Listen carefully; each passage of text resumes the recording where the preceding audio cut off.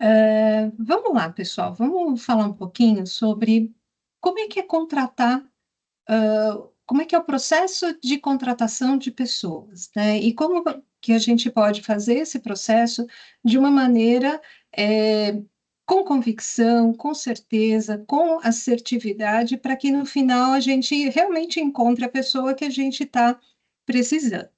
Então, hoje eu vou falar um pouquinho, né, do processo como um todo, de como que a gente faz os primeiros passos para fazer a contratação, e mais para o final da aula eu vou falar sobre uma técnica específica de entrevista chamada entrevista comportamental.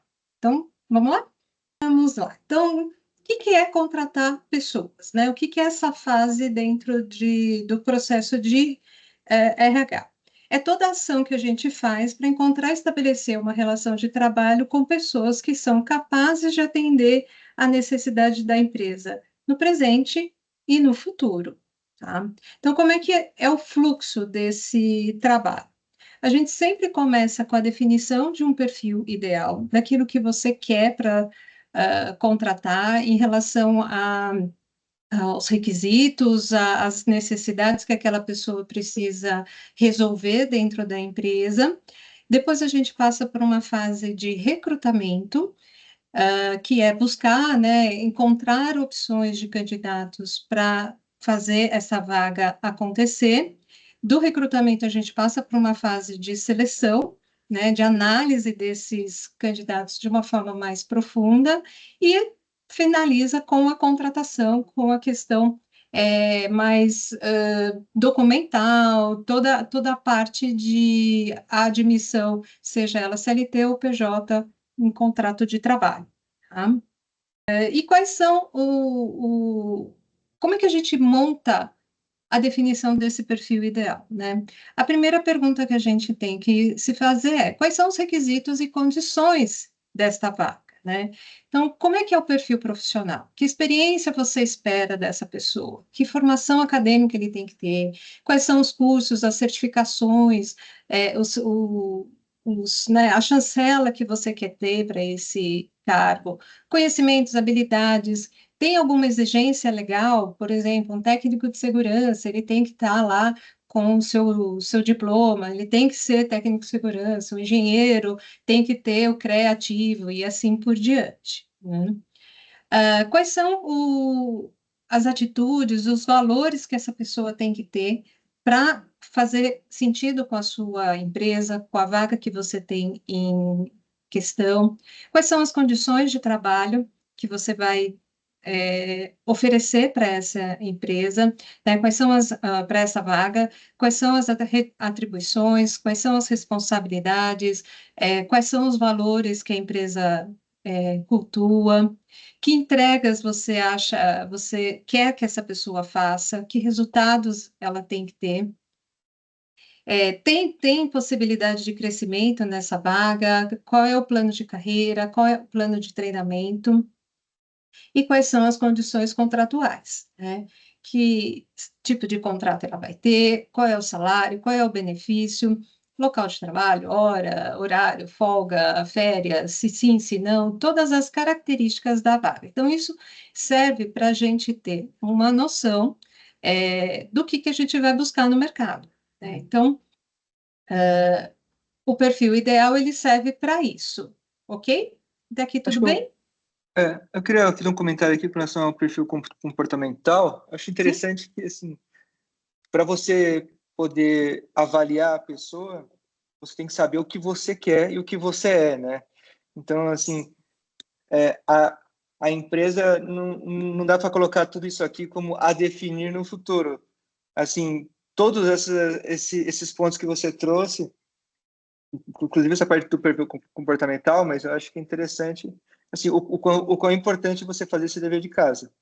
Sem É, dúvida. E você tocou num ponto importante, Márcio, que é o quanto você se conhecer, né? Você, como gestor, tem que conhecer o seu perfil também para buscar alguém no mercado que faça sentido com o seu perfil. Ou pela estratégia de trazer alguém diferente do teu perfil para complementar, né, fazer um perfil complementar, ou eventualmente alguém que realmente dê match com você, que entenda a sua forma de trabalhar. Então, sim, é importante você também se conhecer, né? Você como gestor ou o requisitante da vaga, né? Perfeito. Quando eu vou fazer a vaga para alguém, né, eu como consultora, e vou fazer a vaga para um requisitante, eu gosto de conhecer o requisitante, porque através do perfil do requisitante eu também consigo mensurar se aquele candidato faz sentido para aquele gestor ou não faz, né? Então, Até porque é muito difícil para uma pessoa que está fazendo o recrutamento, assim, se é terceirizado esse sim. recrutamento, assim, você vai ter a noção do o que você acha que é o ideal, né? Mas assim, se não vier essa informação do contratante, no caso, né? Assim, tipo, A pessoa não vai trabalhar comigo, né? Enquanto exato, eu estou fazendo, e mesmo se eu sou um RH da própria empresa, ela não, a maior parte das pessoas que eu contrato como RH da empresa não vai trabalhar comigo, né? perfeito. Então eu preciso entender quais são as características da empresa e do gestor para fazer o match ideal. Então, por isso que tem que parar nesse primeiro momento e definir. E escrever. Eu recomendo que escreva. Ó, quais são as exigências? Eu quero isso, eu quero aquilo, porque senão você contrata a pessoa errada, né? A gente já tem o perfil, a gente já sabe o que você precisa contratar e agora a gente vai recrutar, né? Ou seja, a gente vai atrair e triar candidatos que atendam esses requisitos que você estabeleceu no perfil ideal, né? E como é que a gente faz isso? Quais são as principais fontes de captação de candidatos? A primeira de todas, e é a que a grande maioria das pessoas usam, são as indicações. Você conhece alguém para me indicar? Eu tenho uma vaga assim, assim, assado. Você conhece alguém? Essa é a primeira fonte. Depois a gente tem os anúncios, né? No passado, quando eu comecei a fazer isso, a gente botava anúncio no jornal, né? Tipo o jornal mesmo, né? No jornal de domingo e tudo mais, né? Hoje, cartaz também, cartaz em faculdade, isso era muito comum. Hoje, rede social é onde a gente acaba fazendo os nossos anúncios, né, de vagas, porque hoje em dia ninguém mais vê jornal, né, o jornal de domingo já virou bem fininho, não tem quase nada, então ninguém lê jornal físico, né? O cartaz ainda funciona, porque a gente ainda vê. Sites especializados, então, são sites que fazem a divulgação de vagas e captam currículos, como Cato, como InfoJobs, esses tipos de sites.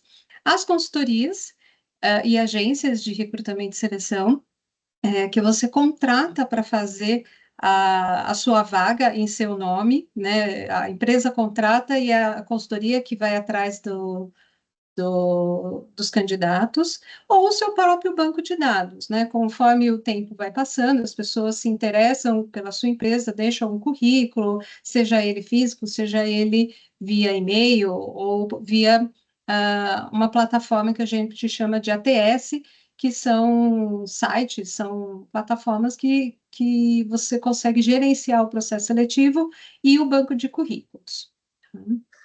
Acho que é bem E interessante essa parte do banco de dados, a importância de você ter o seu site, ter esse que quer trabalhar conosco, porque no final das contas as pessoas, assim, é dali que a pessoa já demonstra interesse. E, tipo, essa pessoa tem interesse em trabalhar comigo, mais do que um banco de dados normal, qualquer outra coisa, porque ali a pessoa já deu aquele passo em busca, né? Eu acho que faz sentido. Isso aí. Sem dúvida. E esse banco de dados pode ser um banco comprado, né, ou mesmo um simples formulário, né, no seu No seu site, site, isso. com alguns campos e a possibilidade da pessoa inserir um arquivo em PDF ou Word, ou que seja, né? Exato. Dá para fazer do jeito mais complexo e mais profissional até o jeito mais simples e caseiro possível, né? E por último, a gente também usa o que a gente chama de headhunting, ou seja, né, o caça-talentos, ir atrás da pessoa ativamente para trazê-la para o processo seletivo. Né? Isso já, às vezes, dá um pouquinho mais de trabalho, geralmente são as consultorias que fazem, mas porque às vezes a própria empresa fazer o hunting pode gerar alguns problemas, né? Algum incômodo. E qual que é a diferença? Eu não entendi muito a diferença entre a agência de recrutamento e seleção e um headhunting. A agência e a consultoria geralmente podem usar o headhunting para fazer captação, mas geralmente ela tem um banco de dados. Então, ela Ah, usa o próprio banco de dados para fazer a seleção. legal. O headhunting, nesse sentido, é mais uma ferramenta. A própria empresa pode fazer o seu headhunting, ir lá no LinkedIn, cutucar as pessoas e atraí-las para a vaga, ou deixa isso na mão da consultoria.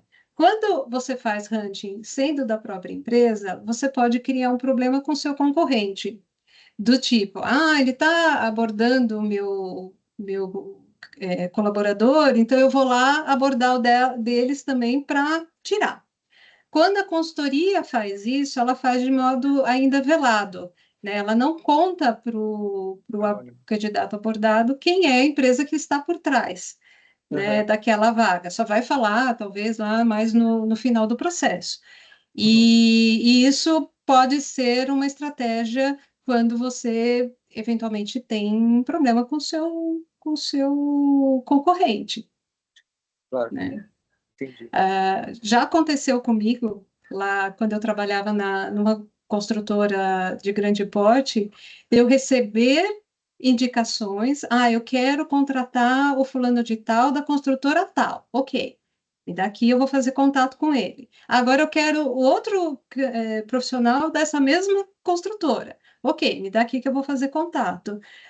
Depois do quinto, sexto candidato que eu abordei dessa forma, eu recebi uma ligação do presidente da empresa falando: Cláudia, o que você está falando, né? Roubando candidatos da empresa tal. Eu falei, então, presidente, foi uma abordagem, né? A gente está precisando contratar. Então, assim, eu falei, por quê? Porque o presidente da empresa me ligou, né? Para falar que você está roubando algumas pessoas da empresa dele. Bom, E então, assim, pode criar esse incômodo quando a própria empresa faz o hunting, ou o próprio RH da empresa faz o hunting.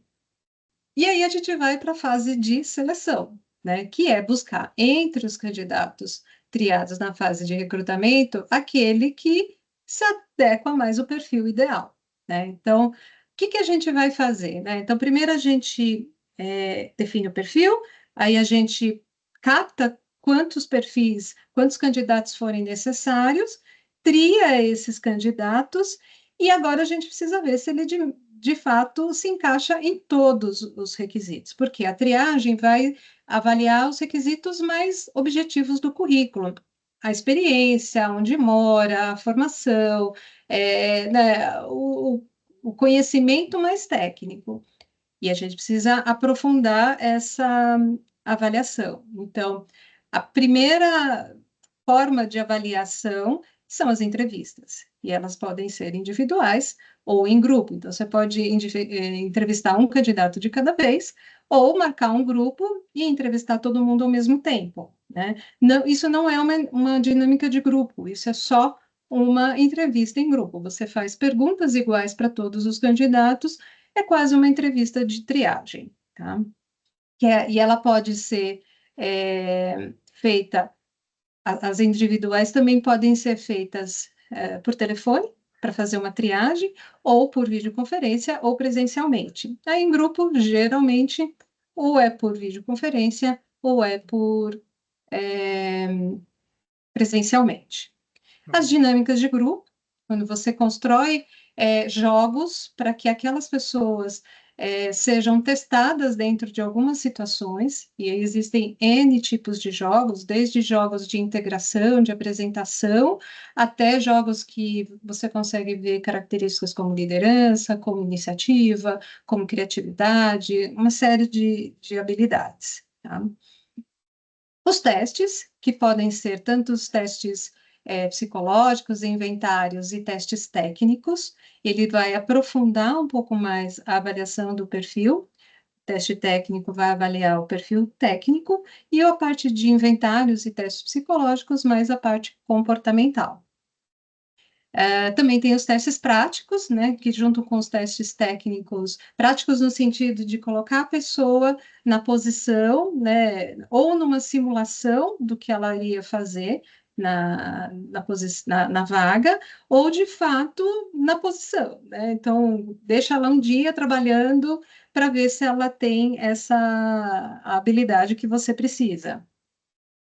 E os estudos de caso também é um tipo de exercício que você pode usar em dinâmicas de grupos ou simplesmente pedir para que a pessoa, um candidato, responda a esse estudo de caso e te responda. É um problema onde a pessoa tem que dar uma solução para aquele problema. Ok? Tudo bem até aqui? Dúvidas? Estudo de caso, para mim, sempre tinha a ver com dinâmica de grupo, mas, assim, tipo, ele pode, a dinâmica de grupo pode ser um estudo de caso ou não é nada a ver? Uma atividade da dinâmica de grupo pode ser, sim, um estudo de caso, Uhum. ou ele ser, você, por exemplo, desenha o caso, entrega para o candidato e fala, olha, você tem 2, 3 dias, uma semana para trabalhar em cima Ah, desse tá. caso Tá e me certo. entregar num formato de apresentação, por exemplo. Entendi, entendi. Isso pode ser feito em grupo ou Aham, individualmente, tanto faz aí a forma como você preferir, entendi. né? Não, legal. Legal. E não dá para a gente falar de avaliação de pessoas sem a gente falar de um negócio que é importante, que serve de base para a gente fazer uma boa avaliação, que é a, a sua habilidade como avaliador de observar e ouvir as pessoas, né? Então, muitas pessoas podem entrar num processo seletivo para fazer a avaliação de um candidato e não ter a habilidade de observar e ouvir bem, né? Uhum. Tem um psicólogo que eu gosto muito, que chama Carl Rogers, que é um psicólogo que trouxe uma metodologia que chama abordagem centrada na pessoa, que ele fala assim, que existe uma barreira de comunicação interpessoal, né? E essa barreira considera que todo ser humano tem uma tendência natural de julgar, avaliar, aprovar e desaprovar tudo aquilo que a gente vê e ouve. E isso acontece no processo seletivo sim, é muito comum, né? Vou trazer um exemplo que aconteceu comigo.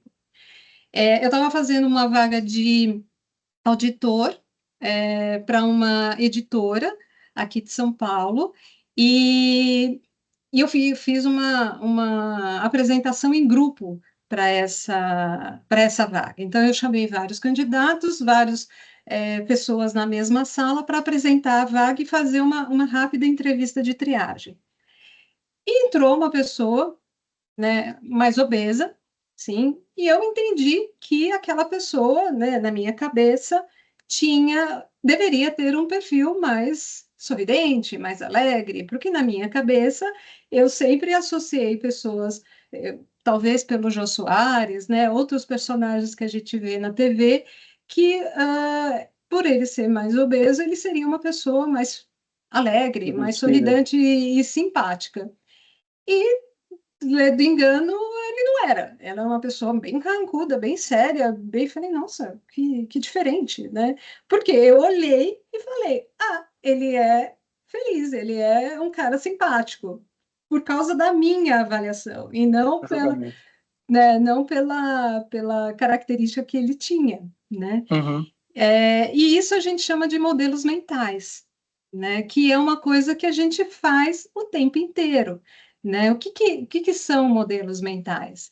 São crenças, imagens, pressupostos que estão na nossa cabeça e que serve para reger tudo, né? A gente, o mundo, as organizações, as pessoas, todo mundo que está inserido em volta da gente, né? E às vezes esse modelo mental às vezes atrapalha a gente. E todo mundo tem, né? O modelo mental. E por que ele atrapalha? Porque ele determina como a gente o como e o que a gente vai ver, né? É tipo um preconceito? Tipo um pré-conceito, não no Aham, sentido de preconceito no sentido pejorativo, mas é um conceito que você fez por causa de alguma experiência que você teve, que nem eu, na minha cabeça, julguei que ele sendo uma pessoa obesa, ele seria uma pessoa simpática, porque eu associei ao Jô Soares, por exemplo, que era aham, um humorista, né? aham. Então, é um pré-conceito. Nome É, bonito para preconceito. Eu vou começar a usar modelos exatamente, mentais. É. exatamente.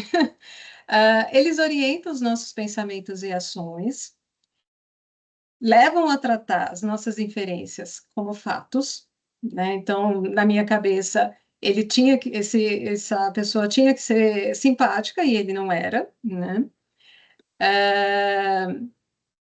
E eles sempre são incompletos, porque ele depende só da nossa avaliação e não do fato em si, né? Influencia os resultados que a gente colhe, né? E reforçam a si mesmo o tempo inteiro, né? Então, conforme eu vou vendo a, aquela mesma coisa acontecer, olha, tá vendo? Aconteceu de novo. Então, esse modelo mental que eu tenho está sendo reforçado, né? Sim. E geralmente eles não são úteis, né? Eles mais atrapalham do que ajudam a gente, né? Porque principalmente num processo de avaliação de pessoas, às vezes o que você acha que a pessoa não é exatamente o que ela é.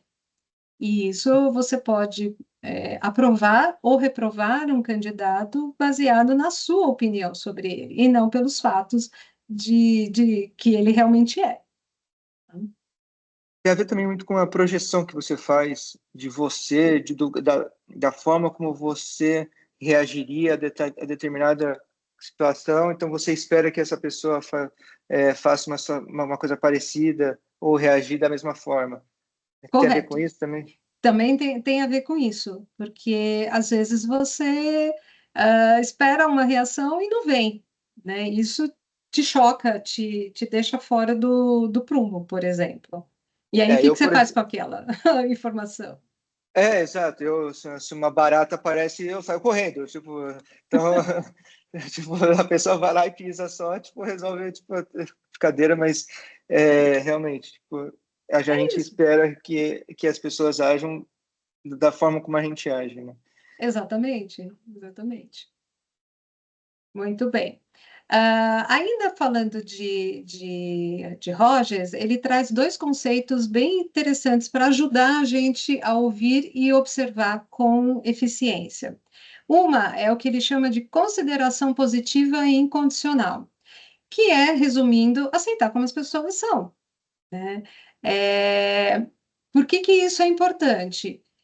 Porque, assim, se elas são, né, que nem você falou da barata, você corre da barata, mas a outra pessoa vai lá resolver o problema, mata a barata com uma pisada nela, né? Você pode achar, mas que coisa nojenta, né, ele ter pisado na barata. E isso pode gerar em você algum tipo de decisão, né? Sim. Mas às vezes você precisa de alguém que resolva o problema da barata para você. Então, Não, aceitar as é- pessoas como elas são, exatamente. né? A outra conceito que o Roger traz é a empatia, que é se colocar no lugar do outro, né? Então, quando a gente se coloca no lugar do outro, no momento de um processo seletivo, é olhar para aquela pessoa, ok, ele está nervoso porque ele está passando por um processo de avaliação, ele fez um comentário não muito adequado nesse momento, mas por que será? O que está acontecendo? O que está por trás? Ele né, teve uma atitude diferente da sua, mas por quê? Vamos entender. Então, se colocar no lugar do outro também é uma forma de você conseguir ouvir e observar com mais eficiência. Hein? E relevar algumas coisas que não a ferro e fogo, como né, tipo, isso aqui. Não, ele falou isso, tipo, depois ele mudou de opinião, ele pode mudar de opinião em alguns Sim, casos. sim, Assim, sim, exatamente. E isso às vezes não é um problema, né? É só um fato, nervosismo, aconteceu. descuido, exato. Um descuido, um nervosismo, ou mesmo durante o processo ele repensar aquilo que ele falou e te dar uma resposta mais adequada, enfim. Exato. Né? A outra coisa que a gente precisa prestar atenção é que o corpo fala, né? E o corpo fala, às vezes, mais do que a boca, né?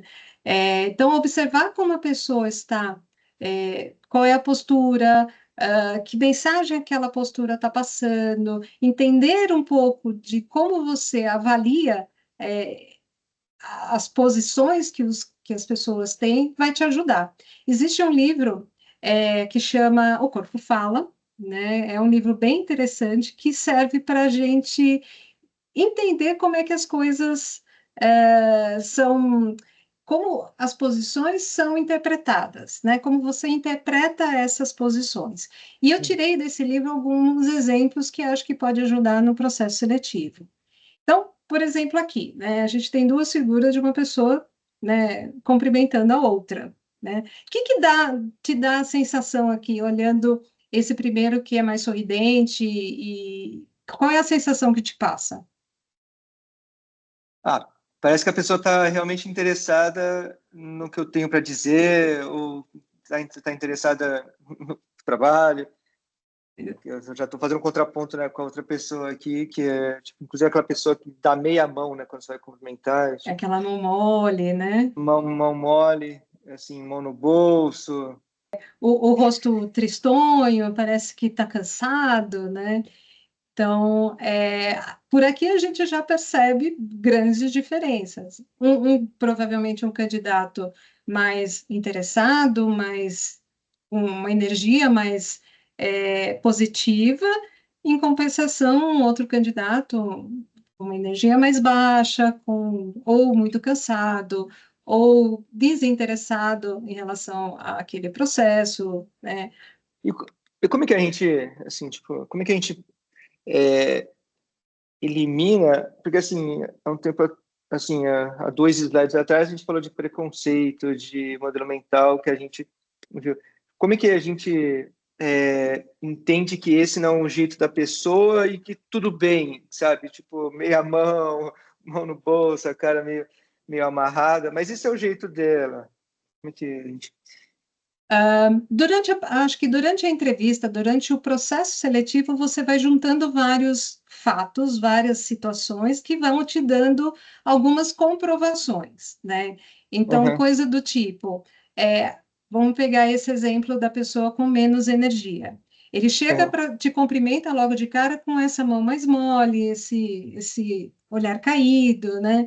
E uhum. durante a conversa, ele vai te contando: nossa, ontem eu tive um problema com a minha filha, eu passei a noite em claro, estou cansado, ou eu venho trabalhando muito. Então, alguns fatos vão te dando. é, essa comprovação de que é um momento, é uma situação ou é uma característica desta pessoa, né? Então, o processo ele não pode se resumir a só isso aqui. Ele é um Perfeito. conjunto de coisas, né? É tipo uma pilha, né? Que você vai junto. Tipo, a sugestão que eu estou entendendo é tipo, que você faz que você começa do zero e você vai acrescentando várias informações à pessoa.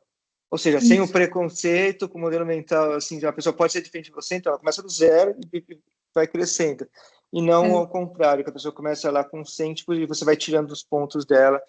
Isso, é uma boa visão essa, né? De fazer o contrário, sair do zero e dar pontos do que sair de 100 e tirar pontos. Entendi. Assim, porque assim, tipo, a gente tende, assim, como quando a gente faz avaliação de pessoas, a gente começar a cortar sem saber o final, né? Como é que vai ser. Entendi. Acho que É, faz sentido. exatamente. É uma boa metáfora essa. Acho que pode ser Boa. uma boa dica para quem está fazendo o processo, né?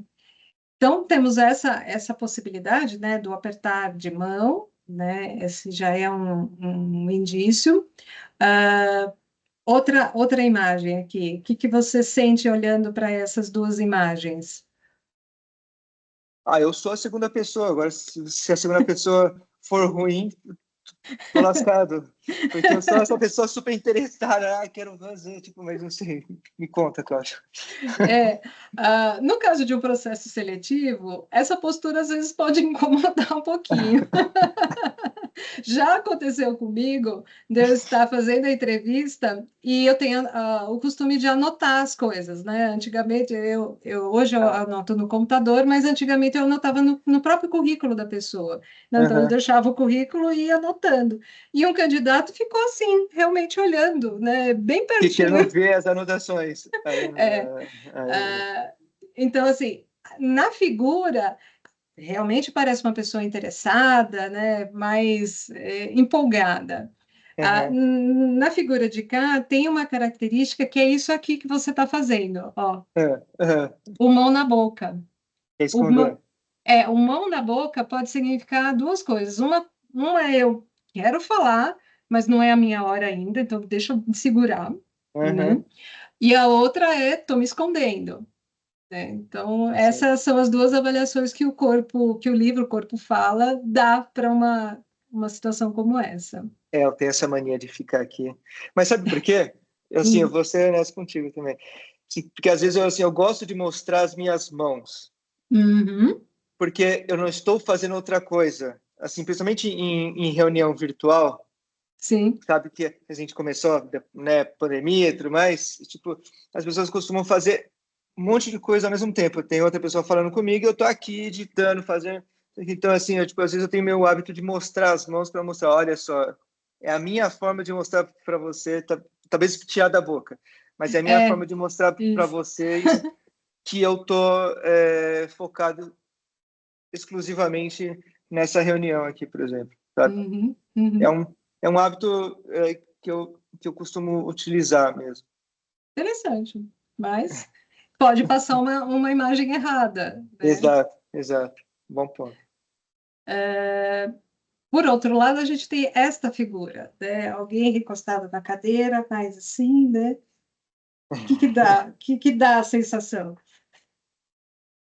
Ah, esse braço cruzado é tradicional, né? Tipo, todo mundo fala que, assim, tipo, não tá aberto a escutar o fato de estar com o braço cruzado, com a perna cruzada, assim, tipo, não tá de frente, você tá meio de lado, olhando para a pessoa, assim. É, isso Parece que aí. você não... Dizem, né, assim, eu não sou psicólogo, mas dizem que você não tá receptivo a... Exatamente. É, E olhando assim, da posição de candidato, ele, além dele não estar receptivo, ele está muito relaxado, muito à uhum, vontade. Talvez para uma vaga, um candidato não seja a melhor postura. Já verdade. peguei candidatos assim, de parecendo que ele estava tomando sol na praia, né? De tão à Olha, vontade que ele estava na entrevista. eu já peguei candidatos obviamente, em reunião virtual sem camiseta, aí, mas aí foi o exagero, né, aquela coisa desse. Nossa, Enfim, aí foi assim, pô, não, esquece. isso é demais, né? Esse é demais. A Esse daí é o pior. diferença dos dois aqui, os dois estão de braço cruzado, mas o primeiro ainda está um pouco afim de conversar, né? É. Pela afeição. O outro O outro, ele não queria estar lá. não queria estar lá. Né? O que eu estou fazendo aqui, afinal de contas? É. É, Essa aqui é uma figura também importante do livro, né, que ele mostra a diferença, né, da postura do corpo, né? Então, essa coisa, nariz em pé, peito para fora, traz uma arrogância, traz um ar mais, eu sou melhor do que outras pessoas. O do meio está numa postura mais adequada, né, mais firme, ereta, e o último, sim, mais cabisbaixo, parecendo triste ou sem energia, né? Tudo isso tem a ver com o jeito da pessoa também, ou o momento da pessoa. Você sabe que você tá com esse peito, o segundo, né? Tipo, ele aberto, sem estar com as pernas cruzadas, o braço cruzado, você cria mais confiança, assim, tipo, é meio que, enfim, tipo, metodologia que eles utilizaram.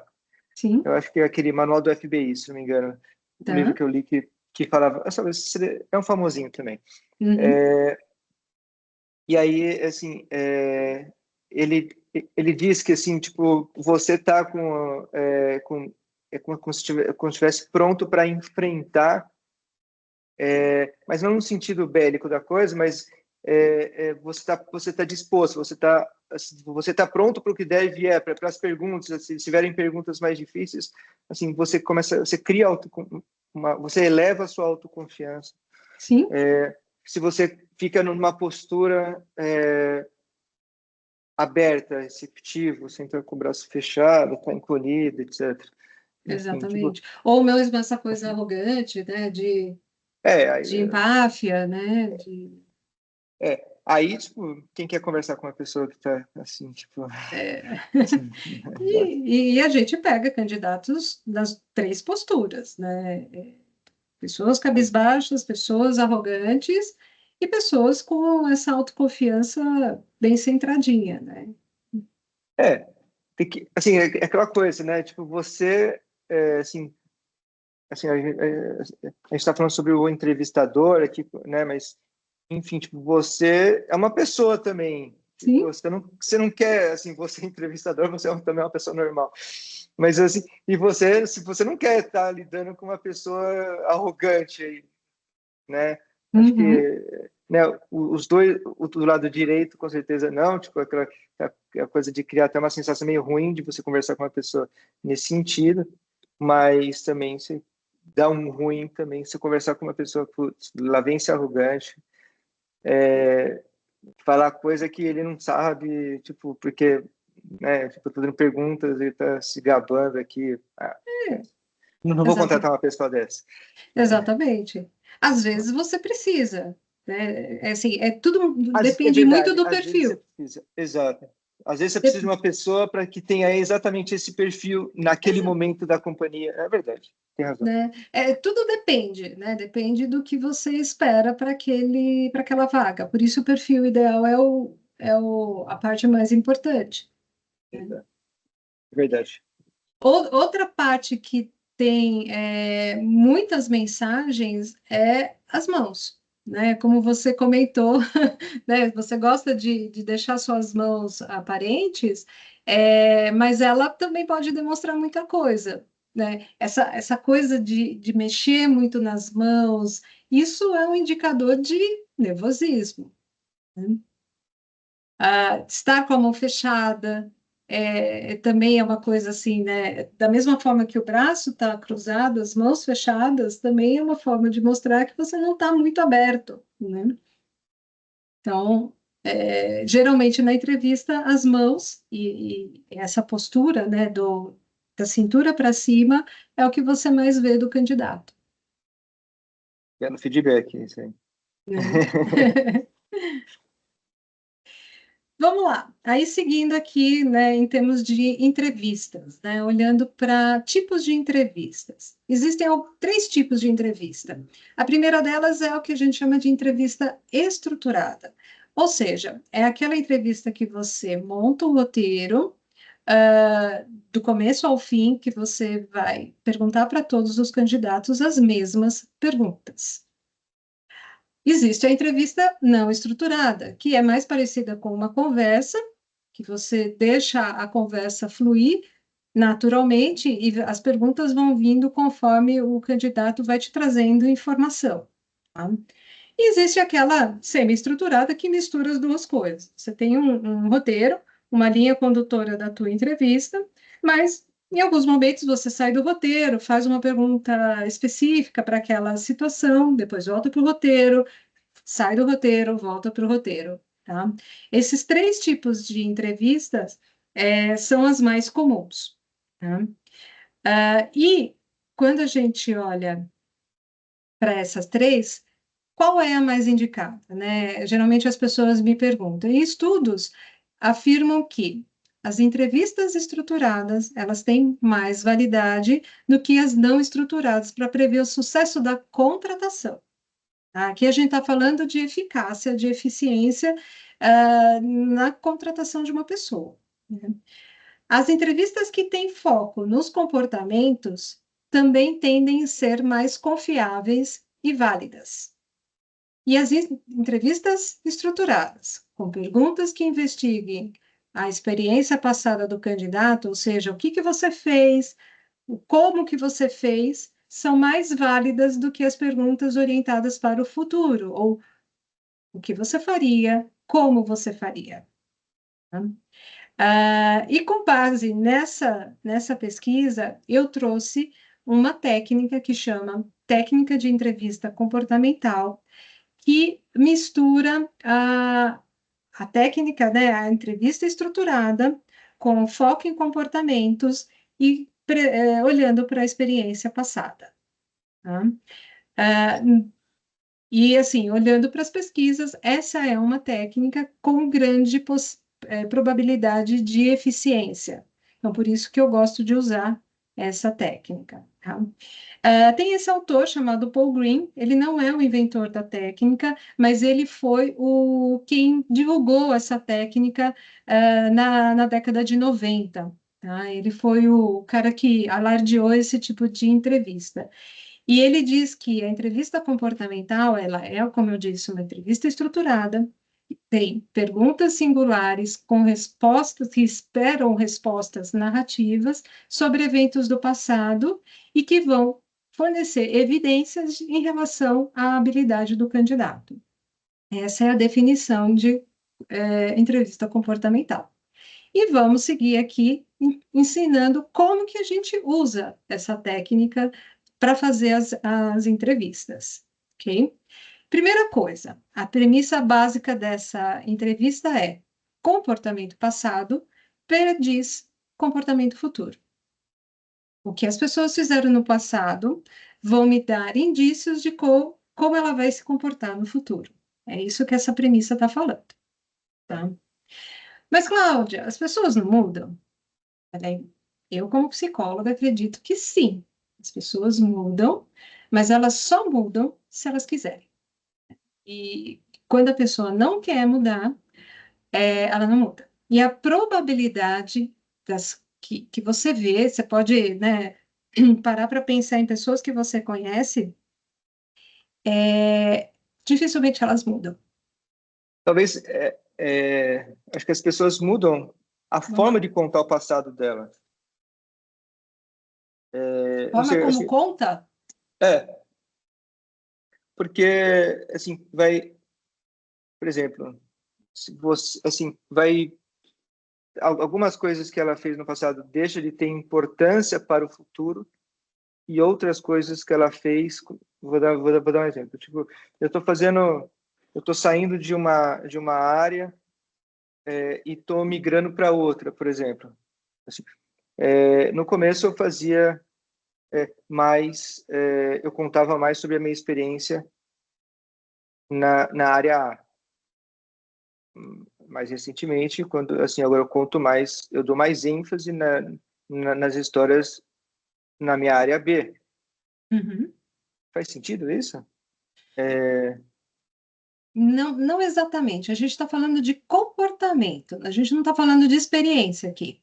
A gente está Mas falando de de, comportamento. mas de como eu reagi e tudo mais, assim, né, tipo, Isso. Como que você reagiu? Como que você lidou com as situações? Como que você resolveu os problemas na área uhum, A ou na área B? Porque comportamento tem a ver com experiência passada. Perfeito.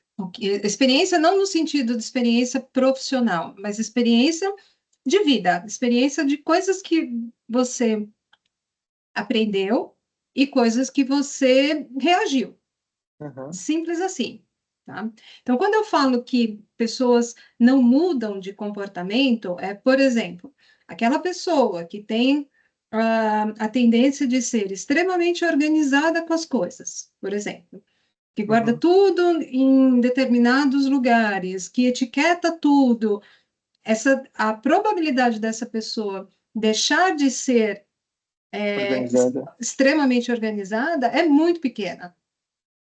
Né? Da mesma forma, a pessoa que é extremamente desorganizada, ela provavelmente nunca vai ser extremamente organizada. Ela pode aprender algum nível de organização para que as coisas aconteçam de maneira mais adequada, mas ela Uhum. nunca vai ser naturalmente organizada.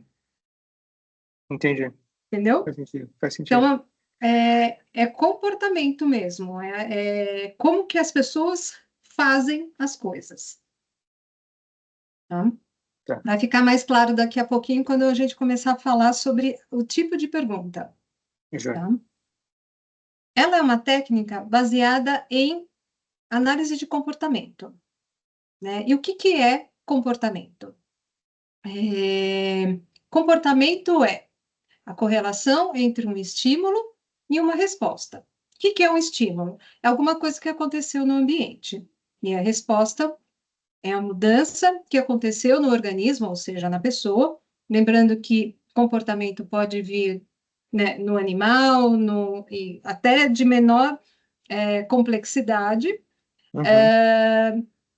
mas causa algum tipo de alteração no ambiente. Você pode ver a pessoa fazendo determinada coisa e ela produz uma alteração no ambiente. Por Uhum. exemplo, pegando o exemplo da organização. Se eu pego minha caneta, uma etiqueta, escrevo aqui, esse aqui é a minha pasta de currículos aprovados, por exemplo, e ponho na minha pastinha, isso é um comportamento. Né? Eu senti que eu precisava organizar aquele ambiente, é algo que veio do ambiente, ou alguém me pediu, Cláudia vai lá e organiza os currículos, por Uhum. exemplo, e eu criei uma pasta, coloquei a pastinha dentro e estou colocando uma etiqueta, né? E eu estou me comportando, porque você está vendo eu fazer etiqueta, você está vendo eu Uhum. tirar o papelzinho da etiqueta, colar na pasta e você sabe que aquilo alterou o ambiente. Perfeito. Tá? Então, comportamento é tudo que a gente enxerga da pessoa, todas as ações, as reações, o pensamento, a fala, tudo que ela tem para demonstrar.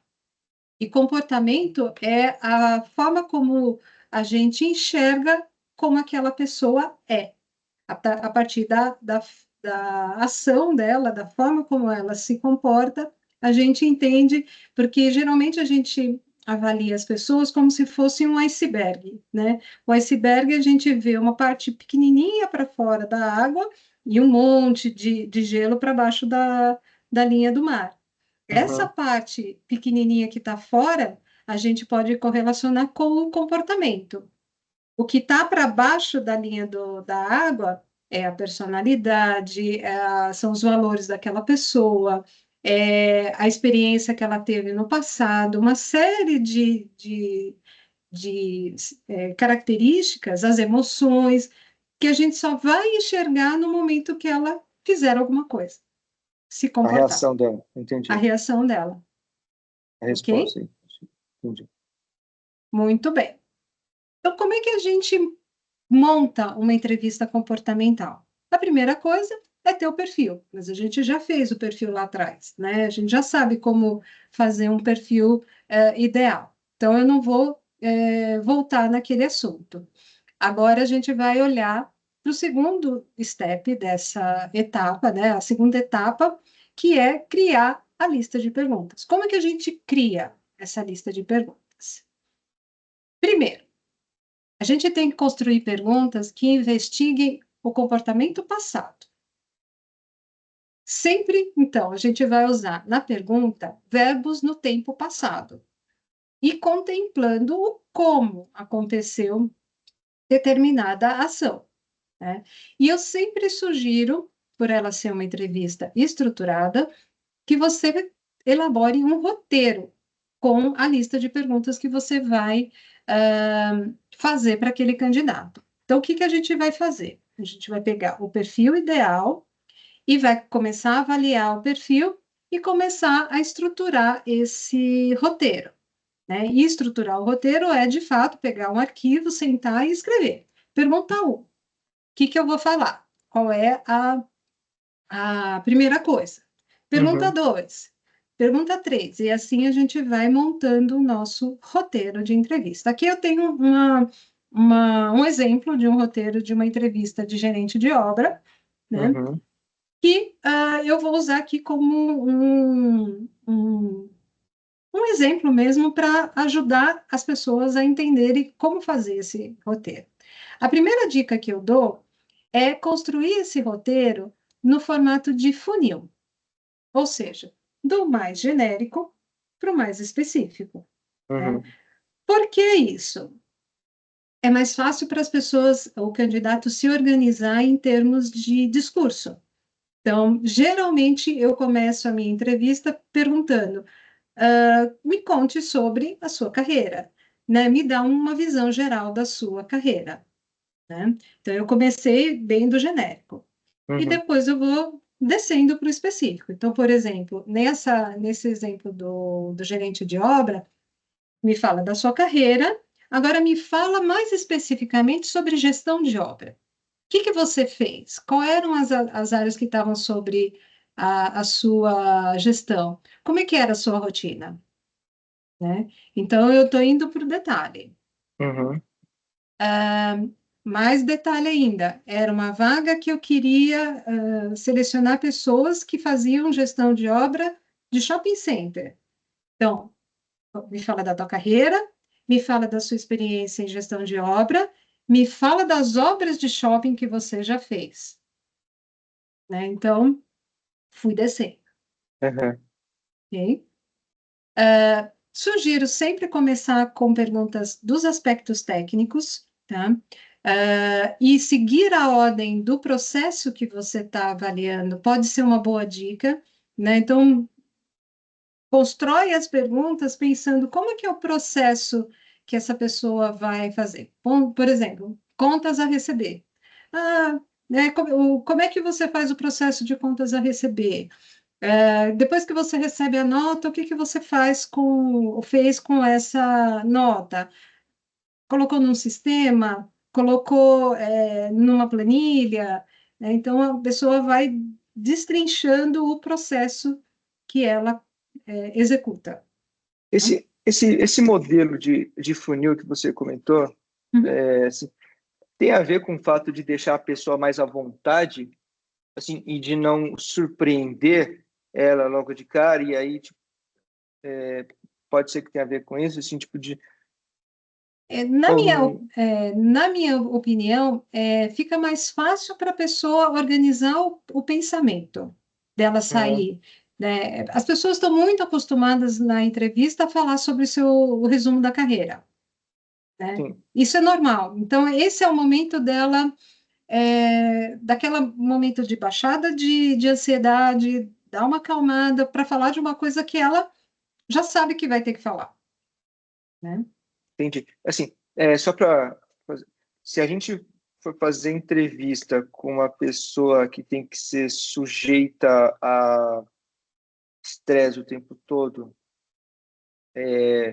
com segurança de personalidade, um guarda-costas. Ok. Assim, Uhum. o funil não seria um exemplo, não seria um exemplo bom porque tipo deixaria ele muito relaxado ali, tipo, e a gente quer testar ele sobre estresse ou nada a ver. No meio da conversa, para avaliar como a pessoa não tem nada a ver com esta técnica, tá? Sim, sim, sim. É uma outra realidade. Aham. A gente poderia encaixar, continuar com o roteiro no formato de funil, sem problemas, mas inserir alguma situação, quase que uma simulação, para testar essa habilidade de reagir a um inesperado, por exemplo. Isso. Ah, entendi. Tá? Assim, então inserir uma pergunta que talvez quebre o contexto, que não vem com o processo de afunilamento, mas saia um pouco do contexto dessa... Entendi. Assim, como você quer ver como é que ela reage a um momento de pressão, você pode, de fato, simular um momento de pressão naquele momento. Por exemplo, fazer tocar o alarme de incêndio. O que que ela Interessante. faz com Sim, aquilo? Sai exato. correndo, né? Ajuda as pessoas, você está falando de um guarda-costa, né? É, Como que seria a reação dela? Entende? É guarda-costas uma é um outra exemplo, mas assim, técnica. mas para um bombeiro, né, uma coisa assim que a Uhum, gente, exato, acho que é um ótimo ponto. né? Interessante. Mas ainda assim, né, o deixar a pessoa à vontade é importante porque quanto mais a pessoa estiver tranquila, mais você vai conseguir enxergar ela como ela é de fato, né? Perfeito. Então, isso, sim, ajuda, né? Joia. Por isso também eu prefiro começar com os aspectos técnicos e deixar os assuntos sensíveis para o final da entrevista. Perfeito. Que eu entendo como assunto sensível? É, geralmente salário, né? Então eu Sim. nunca falo de salário logo no começo da entrevista, né? Ou alguma situação mais pessoal, famílias, esse tipo de avaliação eu deixo sempre para o final, Joia. né? Aplicar o roteiro para todo mundo que você entrevistar, do mesmo jeito, com as mesmas perguntas, você pode, né, inserir uma coisa ou outra para entender aquela realidade, mas o fato de você estar fazendo a mesma pergunta para todo mundo, você consegue comparar banana com banana. Perfeito. Senão, você está comparando banana com maçã, né? Porque você não vai ter todas as informações para poder fazer a comparação e entender qual é o candidato mais adequado, ok? Seria até injusto, né, com algum candidato é, que, que teve uma situação mais complicada comparado com outro que tem um roteiro mais fácil, né? Concordo. Exato, exatamente. E aí, como eu disse, né, uma pergunta ou outra específica para aquele candidato também pode ser incluída, não tem problema. Tá. Mas nunca, assim, faça o roteiro com o seu esqueleto básico do que você quer investigar naquele candidato, Uhum. porque aí você consegue fazer isso igual para todo mundo. E sempre faça um roteiro para cada cargo barra área, né? Porque as perguntas vão ser diferentes, porque você está indo no detalhe do processo, no detalhe, no processo que a pessoa está executando, né? E Sim. às vezes, por exemplo, no meu caso, que eu estou lidando com realidades de clientes muito diferentes, porque eu sou uma consultoria de RH, eu tenho que adaptar para a realidade de cada cliente, tá? Então, por isso é importante fazer essa adaptação. Aqui eu tenho alguns exemplos, né? Como é que a gente monta essa pergunta de qualificações comportamentais, por exemplo? Conte-me um problema ou um grande problema que aconteceu no seu trabalho e que era sua responsabilidade resolver. Tá vendo que o Nossa, aconteceu, como são difíceis de responder essas perguntas. mas tenho certeza que durante, assim, eu nunca peguei um candidato que não tenha conseguido lembrar alguma coisa. Às vezes ele demora um pouquinho, ele começa falando de coisas mais genéricas, dali a pouco, teve uma vez que aconteceu tal e tal coisa, e eu tive que fazer isso, aquilo, porque é natural, a gente lembra. Sabe qual que é, assim, talvez umas dificuldades que eu tenho, assim, é de identificar se o problema é uma coisa interessante para ser contado e a pessoa escutar. Ok, Sim, porque assim às vezes não assim tipo foi um problema lá naquele contexto que eu vivi lá do passado, mas não, assim, parece ser uma coisa mais, pô, que coisa mais infantil, que coisa mais, ou problema muito simples, Uhum. ou problema muito complexo, tipo, contar a história é muito difícil. Assim, eu tenho essa dificuldade, confesso, de, assim, tipo, por isso que Como essa, candidato. como candidato, assim, tipo, eu acho que essa Uhum. pergunta, ela, ela é boa, e ela me colocaria num momento de estresse, assim, tipo, sabe Numa aquele que a gente saia tá falando? justa. Numa saia justa. É, né, pegando esse exemplo, né, você não sabe se o problema é simples demais ou complexo demais. Quando a gente está avaliando essa resposta, né, do ponto de Uhum, vista do selecionador, uhum, não interessa muito para a gente se o problema é simples ou complexo. Ele vai ser coerente com o seu nível de maturidade profissional, primeiro, uhum, uhum, né?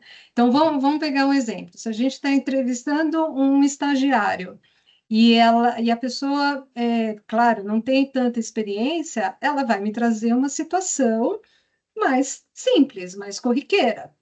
Agora, se eu sim, estou entrevistando um gestor, um gerente, um diretor, tende a trazer um problema muito mais complexo, que pega a consequência do problema pode ser para a empresa toda e não para uma pequena área. Então, uhum, do ponto de vista do entrevistador, a, o problema em si não é o mais importante, mas a forma como a pessoa resolveu. uhum, Então, perfeito. vou te dar um exemplo.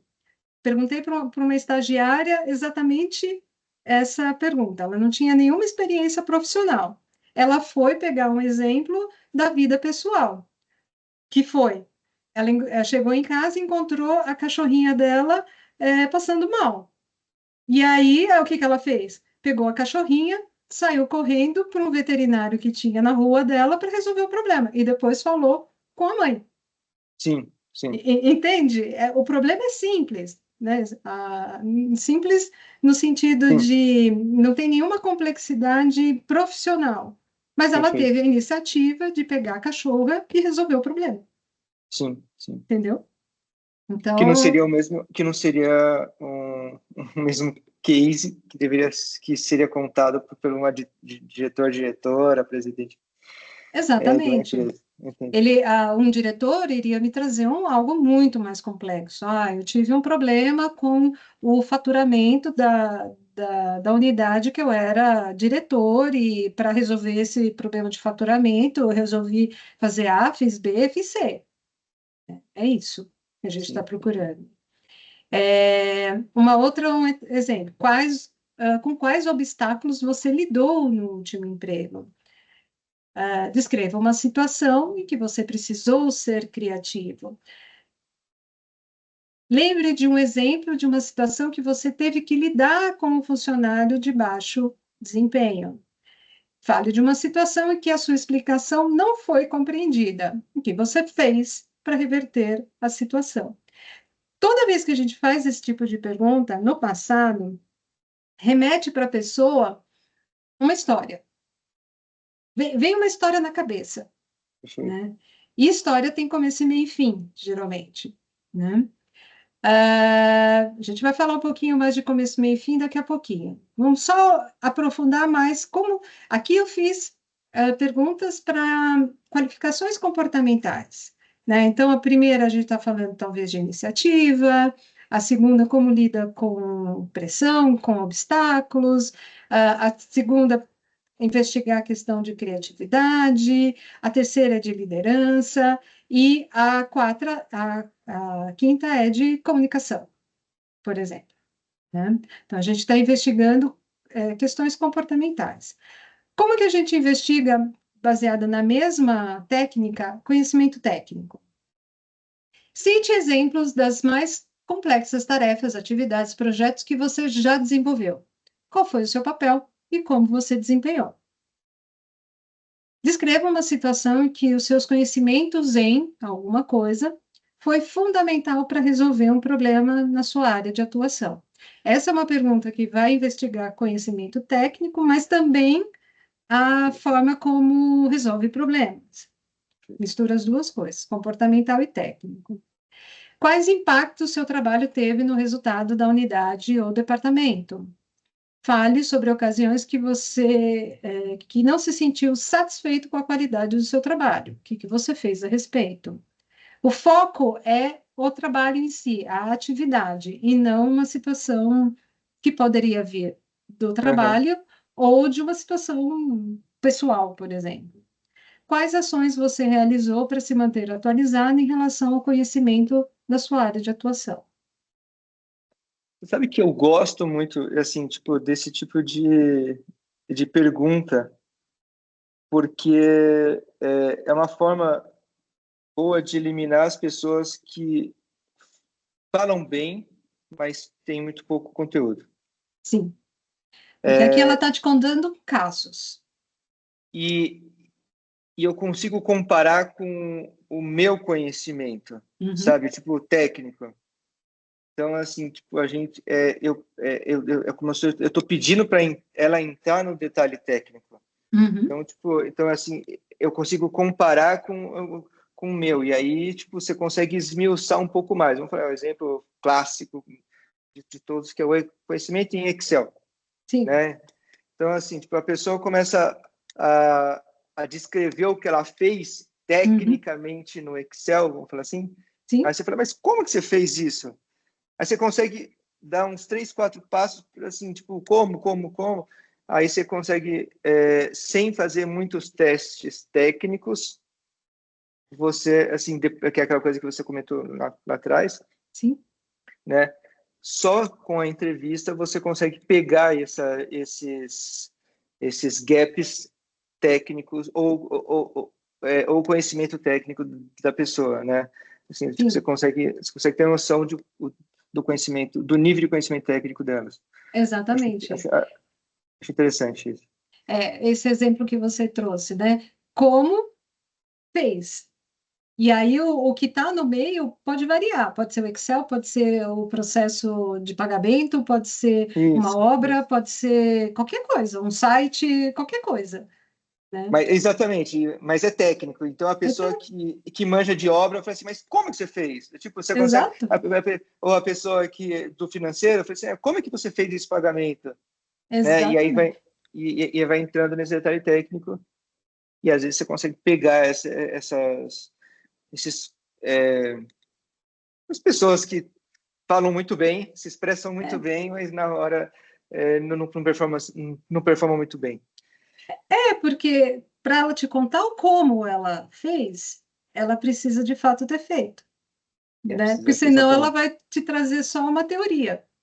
E a exatamente. teoria, ela geralmente ela não vai falar, eu fiz deste jeito, depois eu peguei aquele comando, associei com o outro comando. Ela não vai dar esse nível de detalhe, Não? né? Ela vai dar uma explicação bem mais genérica, bem mais superficial, e usando o que Exato, ela aprendeu no livro, por exemplo, exato. né? Perfeito. Muito bom. Por isso que eu acho que a entrevista comportamental, ela é uma técnica que te dá mais segurança para prever o futuro e o sucesso desse candidato na posição dele. Porque Perfeito. se ele te conta como ele fazia as coisas, seja na parte técnica ou na parte comportamental, lembra que a premissa é comportamento passado prediz comportamento futuro? Se ele Sim, me diz que ele fez a tabela de Excel daquele jeito, a probabilidade no futuro é que ele faça uma tabela semelhante. parece, sim, Ou verdade. melhor, porque ele vai estudar um pouquinho mais, né? Sim. Mas é Mas ele excelente. nunca vai deixar de fazer aquilo que ele já fez, Perfeito. né? É um conhecimento adquirido. É um Sim. conhecimento adquirido, né? Vamos lá. E como é que a gente obtém esses comportamentos, né? Que é o outro passo da nossa entrevista. Primeira coisa, você vai fazer a pergunta, ele vai te responder com uma história, geralmente, né? E histórias, como eu disse, tem começo, meio e fim. O que é começo, meio e fim? Tem um contexto, uma situação que aquela história aconteceu, tem uma ação, alguma coisa que ele precisou fazer para resolver aquele contexto inicial, e essa ação vai trazer um resultado. Então, Quando a gente vê a pessoa respondendo esses três letrinhas, né, o que eu chamo de CAR completo, a gente entende que ela te deu uma declaração comportamental, porque tem contexto, tem ação e tem resultado. Então, tem começo, meio e fim. Sim. E o que que a gente busca nessa hora que ela está respondendo? Colher todos os comportamentos relevantes do histórico daquele candidato, né?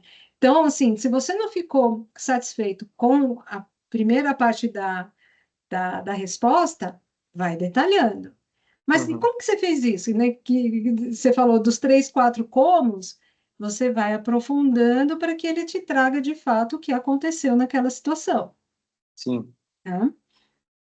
Por que que a gente quer isso? Para a gente realmente compreender e avaliar se ele tem aquela qualificação para aquele cargo, né? Então, conforme ele vai te dando informação, você vai checando com o teu perfil. Ah, ele Uhum. falou, isso tem a ver com o perfil. Então, ok, checou. Sabe os pontinhos que você comentou lá? Ganhou mais um Sim. pontinho, né? Ah, ele comentou B, ganhou outro um pontinho. E ele comentou C, mas esse daqui tá fora do perfil. Então, Sim. não ganhou pontinho, né? Sim. E é uma história, né, contada com detalhes suficientes para você conseguir imaginar a ação acontecendo. Conforme o candidato vai te contando aquela história, pelo menos na minha cabeça, eu já vou montando todo o meu teatrinho, Sim. né? E aí eu consigo imaginar como é que ele estava fazendo aquela ação. E até para você conseguir fazer perguntas dentro dessa ação, né? Porque você Uhum, quase se imagina dentro delas, assim, mas o que que aconteceu aqui? O que que aconteceu ali? Assim por diante. Então, exatamente. Então, eu vou pegar um exemplo aqui. Não sei se você conhece, talvez conheça essa música do Fio Maravilha, do Jorge Benjor. Outro dia eu estava ouvindo o rádio, estava prestando atenção na letra e falei, nossa, essa letra é uma declaração comportamental, né? Por quê? Vamos lá. O que que a gente tem aqui, né? Temos o contexto. O que que aconteceu? O Fio Maravilha era um jogador, né? E ele chegou com inspiração, com muito amor, com muita emoção, com explosão em gol. Sacudiu a torcida aos 33 minutos do segundo tempo. Depois foi fazer uma jogada, depois de fazer uma jogada celestial e gol, né? O que que ele fez? Né? Tabelou, driblou dois zagueiros, deu um toque, driblou o goleiro e só não entrou com bola e tudo porque estava humilde naquele momento, né? No gol. Então, essa é a ação. E aí, o resultado é que ele fez o gol, né? Então, quando a gente começa a prestar atenção na letra da música, eu consigo imaginar o jogador saindo do campo dele, driblou, e esse driblou aquilo, blá, blá, blá, e chegou quase com bola e tudo dentro do gol, né? Então, é esse tipo de história que a gente quer ouvir dos nossos candidatos quando a gente faz esse tipo de pergunta. contexto, com a ação que fez E o e resultado? resultado final. Exa- Exatamente. O que que ele deve fazer, né?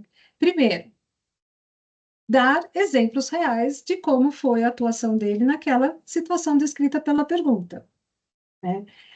Quando ele não tem experiência, ele tende a não ter muita história para contar. E aí você vai perceber. A segunda coisa que a gente precisa entender é se ele é de fato o autor daquela ação. Alguns candidatos costumam falar, nós fizemos, nós isso, nós aquilo. E aí, quando isso acontece, é importante a gente entender qual foi a parte da equipe e qual foi a parte do candidato, né? Uhum. E sempre demonstrar o CAR completo, a ação, o contexto, a ação e o resultado daquela ação, ok? Um outro exemplo, né? Fiz uma pergunta, me conte uma situação onde foi preciso esclarecer algo para evitar problemas no futuro. E o candidato me deu essa resposta, né? Então, a resposta temos, no contexto, Alguns funcionários estavam apresentando problemas, existiam algumas diferenças entre eles e não estavam trabalhando como uma equipe preocupada com o resultado. Isso é o candidato me contando. Aí, o que ele fez? Chamou separadamente para uma reunião, tentar entender o que estava acontecendo e aconselhar. Depois eu marquei uma reunião com a equipe inteira para acertar as arestas e pedir o engajamento de todos. No final, resultado, a equipe estava motivada e produzindo muito bem. Aqui a gente poderia até ter descido um pouquinho mais no detalhe. O que é produzindo muito bem? Você saiu de quanto para quanto? Né? O que essa conversa fez de melhora no teu indicador? Me conta, né? Me fala um pouco mais em detalhe. E aí, o que a gente não vai aceitar do candidato? Declarações imprecisas, do tipo: fui além da minha obrigação. Eu acho que eu tive muita iniciativa naquele momento. Tá, eu acho. Né? Eu, candidato, acho, mas será que Uhum. de fato foi? Eu acho que deveria ter executado aquela tarefa. Uhum. Tenho planos de continuar os estudos brevemente. Fizemos um grande esforço para alcançar o resultado esperado. É o fizemos, tá? Qual foi a sua Nós. parte, né, nesse contexto todo? Realizamos um trabalho desafiante para todos nós. Ou seja, você pode ouvir essas respostas? Pode, mas não se satisfaça com ela, né? Porque elas não estão te dando nenhuma informação relevante em relação ao perfil do candidato, né? Para ter relevância, vamos perguntar mais um pouco. O que você fez quando foi além da sua obrigação? Como que você agiu para me dar um exemplo da sua iniciativa? O que você tem feito para voltar a estudar? Aqui não é uma pergunta no passado, mas que mostra comportamento, né? Então, ok. Ter feito é um presente passado, né? Tipo, aquele emenda ao presente passado. Exatamente. Qual foi a sua participação para alcançar o resultado esperado pelo grupo? Então, sempre ir detalhando quando ela te dá uma resposta que você não fica muito satisfeito, acha que é meio conceitual, que não está descendo no detalhe, vai perguntando, vai perguntando. E agora a gente falta analisar os dados da entrevista. Você colheu um monte de informação e o que você faz com essas informações depois da entrevista feita, né? A primeira coisa que a gente tem que ver é se o que o candidato está falando bate com o que você precisa em relação à necessidade da vaga. Você tem o perfil e o que o candidato falou. Faz o cheque, né? Tá tudo tá dando ok em relação ao que você precisa, aí vai, né, vai empilhando coisa. Como é que é a postura do candidato? Como é que é o estilo dele, né? Uhum. Como é que ele se portou durante a entrevista? Ele estava se mostrando com segurança ou ele era mais cabisbaixo? Ele estava cansado? Ele estava animado? Ele estava empolgado com aquela vaga? Você sentiu que ele estava realmente comprometido com o processo? Tem coisa que, né, o candidato não vai ter tudo, todas as características do perfil, né? Uhum. Aí é o momento de avaliar o tempo e o custo que você terá para treinar essa pessoa para aquela posição. Isso é uma decisão importante, né? Porque às vezes você tem candidatos que estão mais prontos, mais próximos do perfil, e tem candidatos que estão mais longe, né? Sim. Mas eu gostei desse que está bem longe, né? Tem alguma coisa nele que tem um potencial diferente desse cara que está pronto.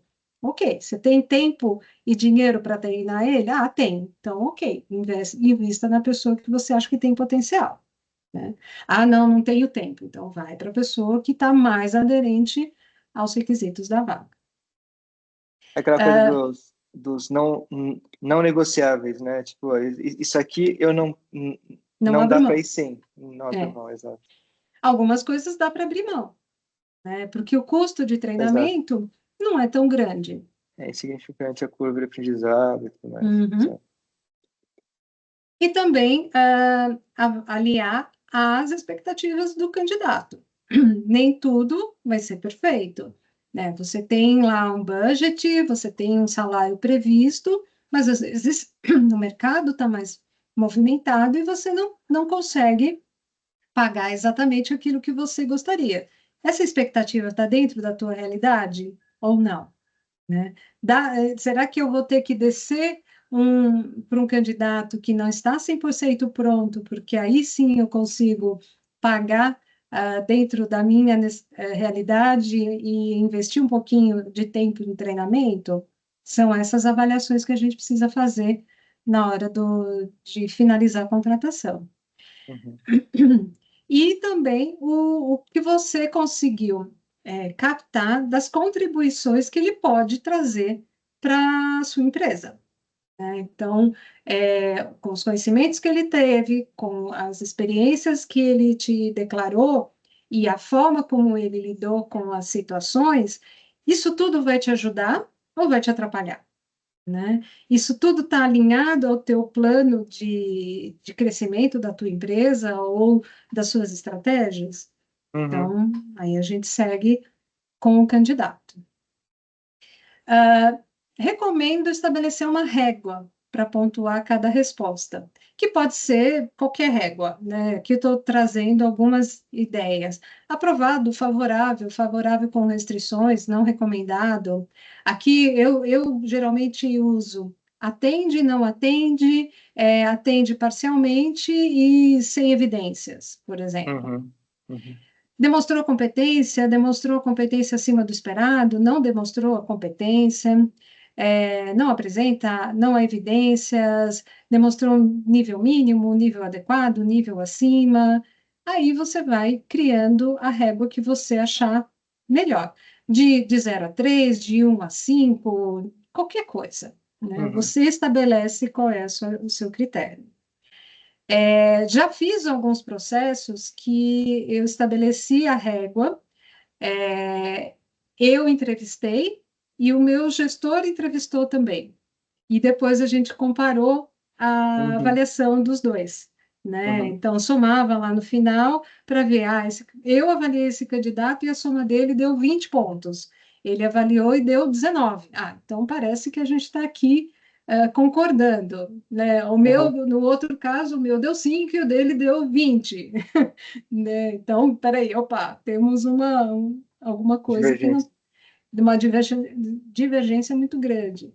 Então, assim, a régua te ajuda a avaliar de uma forma mais concreta, para não ficar só naquela sensação, esse aqui é um bom candidato, né? Mas é um bom candidato por quê? Porque ele atendeu no requisito 1, 2, 3, atendeu parcialmente no 4, não atendeu no 5, mas todo o resto atendeu bem. Então, tá bom, né? E é legal que você consegue fazer isso por pergunta, né, que Sim, você faz.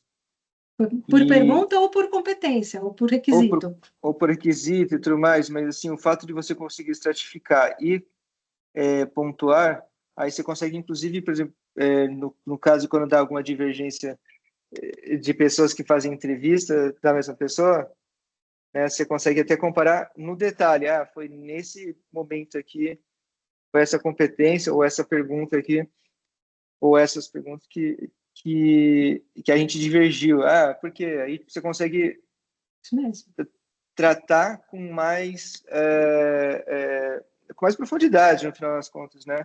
Porque, sabe, senão você fica aquela coisa, e aí, o que você achou? Achei bom, mas acho que, né?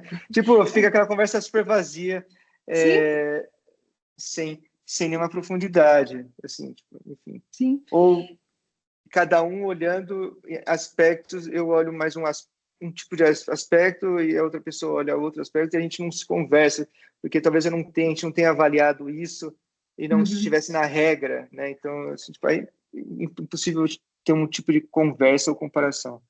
É, especialmente se você toca a tua entrevista com um foco e o seu interlocutor está tocando com outro foco. Se vocês Exato, não estão vendo as mesmas coisas, também é, fica mais difícil, né, essa exatamente, comparação, né? exatamente. Hum, Joia. recomendo a régua de alguma forma. E aqui a gente chega no final da nossa conversa. Você tem mais alguma dúvida? Quer me fazer alguma outra pergunta? Acho que não. Acho que foi. Não teria uma dúvida adicional. Eu já fiz todas, né, ao longo do curso. Legal, Joia. perfeito, perfeito. Então, eu vou deixar aqui meus dados de contato, né? Se precisar falar comigo, é só me acionar via e-mail ou WhatsApp. E aqui a gente encerra a nossa aula sobre a, o aspecto de contratação de pessoas e fazer isso de uma maneira com convicção.